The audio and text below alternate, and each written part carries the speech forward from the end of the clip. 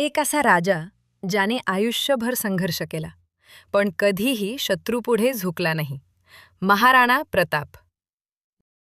दरवर्षी 9 मे रोजी संपूर्ण भारतात महाराणा प्रताप जयंती अभिमानाने साजरी केली जाते.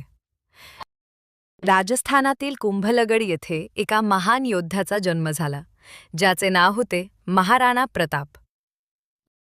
मुघल सम्राट अकबरासमोर अनेक राजे झुकले, पण महाराणा प्रतापांनी स्वाभिमान कधीच विकला नाही.